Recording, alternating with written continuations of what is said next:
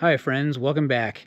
Today we are working in the shop on the camper. If you watched my last video, you saw that we had a broken leaf spring and now I have to replace that.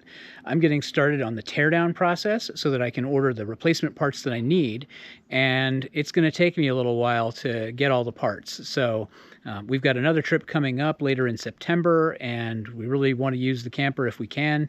If not, we'll revert to the rooftop tent or figure something else out, but I really want to get this fixed up. So let's go ahead back into the shop and get started.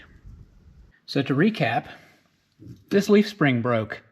I need to replace it and all of its friends because you never replace leaf springs one at a time if you can avoid it. You want to make sure that at least the springs on the same axle are the same, identical, age and sag and everything else, because you will have alignment problems otherwise. So first of all, got to rip this spring off of here. I need to find out the size of all the bolts here. I started trying to take this bolt off and it was being pretty stubborn. And then on these shackles, if these bolts give me too much trouble and I end up needing to replace them, I need to be able to put an order in for those.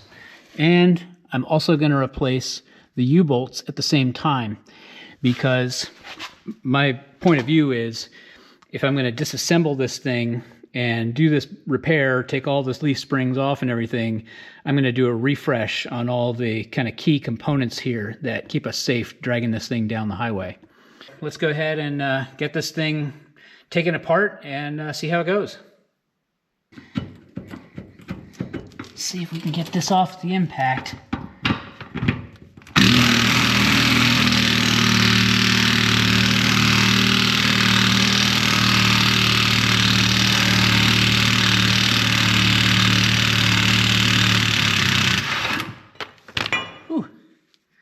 All right, well, that took everything he's got. There's the end of our broken leaf spring. You can see that end is rusted. I mean, I don't know how long it's been broken for, but it's been a while. And you can see these sort of horizontal cracks across here. So if I'd been more attentive to the trailer and inspected a lot of this stuff more frequently, I might have seen these cracks as they were forming. So this gives me some thoughts about the type of procedures I'm going to have to add to my fleet maintenance program here. Checking on stuff like this. Alaska can be pretty hard on your equipment. I think the next thing I want to do is get these U-bolts loosened up off here. The axle is supported by a jack stand, so once I disconnect these and take the U-bolts off, I have to measure those as well, then the spring will just be suspended by the last remaining shackle, and I can remove that whole assembly. Alright, next let's get these U-bolts off. Let's take a couple guesses on the sizes here. There we go. Second try. What do we got? 11/16. Okay, that's the same size as the nuts on the back sides of the shackles. Alright, loud noises.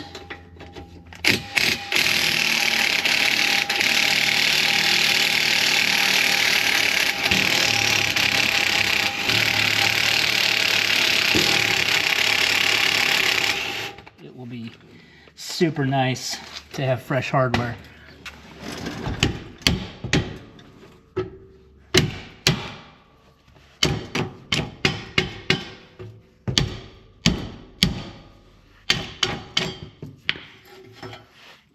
One U-bolt.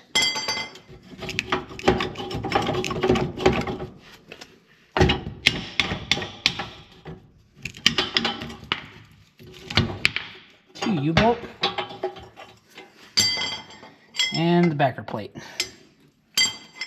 All right, next I'm going to take off the other bolt.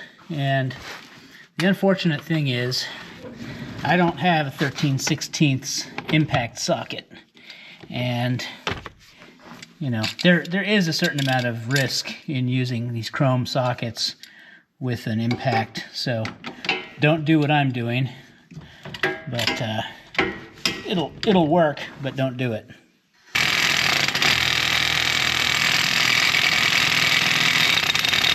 That is not working very well. How about this? Put the breaker bar on the back side. Yeah, I think these nuts are going to be chewed up, and I'm not going to want to reuse them, so I'll have to order new shackle bolts.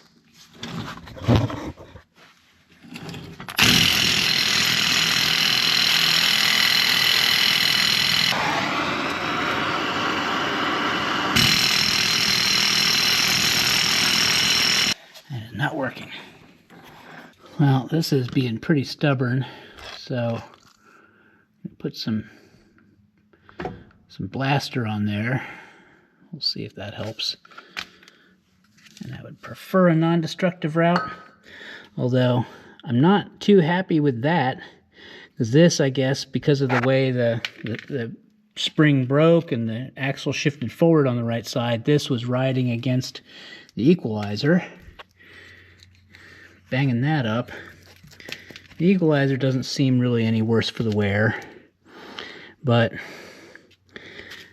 yeah, there's definitely some metal taken off of that shackle, so I should probably replace the shackles. I was looking for them because I had measured earlier to see what the eye-to-eye distance was on these, and yeah, couldn't find any really 2.5-inch ones. Gotta look again. I'm going to try air impact this time. Getting a little concerned about the state of that bolt. If I have to cut that off, I'm going to be pretty annoyed.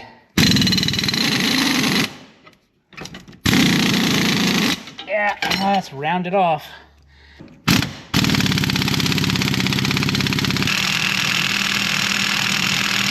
Let's see if we can break this free.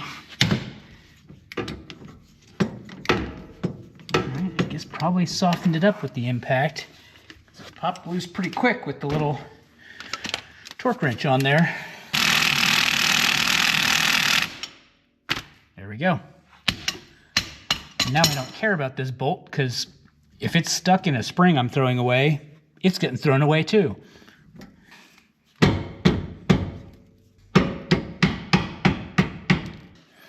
That's wild how much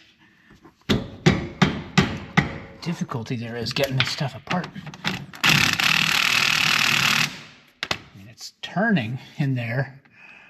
But maybe I need to put some oil in it to get it to come out. There we go. Now it's free. Whew. Yeah, these bolts are pretty corroded. I'm not real happy with their condition. I think I'm gonna want to go ahead and replace these. This was, you can see, almost see in there. I don't know, maybe you can or maybe you can't on the camera, but that was kind of knurled up in the end here, and it isn't anymore. And yeah, these threads are not in good shape. New shackle bolts for sure. And if I can get a wet bolt for these, you know, one that has a grease zerk and takes grease, then that would be a lot better. Let's get some measurements on these. So the total length, that's like 2 7/8 of the shaft to the end of the threads. And we've got 2 3/8 for this thicker section, and then we've got, call that 9/16 for the length of the threads. The critical dimension is really this, that 2 3/8 for the length of that that thicker section, and then the diameter, yeah, 9/16, so that's correct. The ones I saw online are 3 inches total length, 2 3/8 for this center section. So I think that'll be fine. If the threads are 1/8 longer, that's certainly not going to hurt anything. All right, let's get some measurements on these U-bolts. So the full length from the inside of the curve down to the end, that's going to be 5 1/8 or 5 1/4. Just looking at that, I'm going to call that 5 1/8. So as long as it's at least that, we're fine. Our threads, those are going to be 7/16, so that's fine. And the inside diameter is 2.5, and that makes sense. This is a 2 3/8 round tube for the axle, so that will all fit just fine. And looking at these shackles, I bet these holes are supposed to be round originally. When I measure that center to center on there, I'm coming up at 2.5. But boy, I doubt they're supposed to be elongated. That seems incorrect to me. Boy, that is really messed up. Maybe these were 2 1/4 and they've stretched out. That would make sense because the other ones that I'm seeing online are all 2 1/4. The other controversy I've had is trying to find the right spring. Now, when I look at Dexter's website and try to get the spec, I come up with a PDF that has this D35 axle, the 3,500-pound axle, and it shows a diagram that gives you dimensions. And I'll just try and put the diagram here in the screen so you can see what I'm talking about. But it gives you dimensions for the eye-to-eye distance, right, from one end of the spring to the other, from the eye to the eye. And it's based on, there's a table that's based on the distance apart that the spring hangers or the shackle hangers are mounted. And based on that spec that I see, for the distance that I have measured on the trailer, they're 27.5 apart on the trailer, which would lead me to believe that these should be 24-inch springs.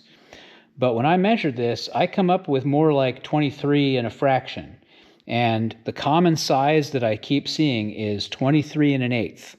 Now, I've had a conversation or two with some of the trailer shops in the area and asked about, replacing them with a slightly different size, and they say, oh yeah, it's probably fine, those shackles pivot, so that kind of makes up the difference. And I'm prone to believe them. And just as a matter of geometry, this shackle here pivots, and so even if you were off between the distance between 23 1/8 and 24, it's only 7/8 difference.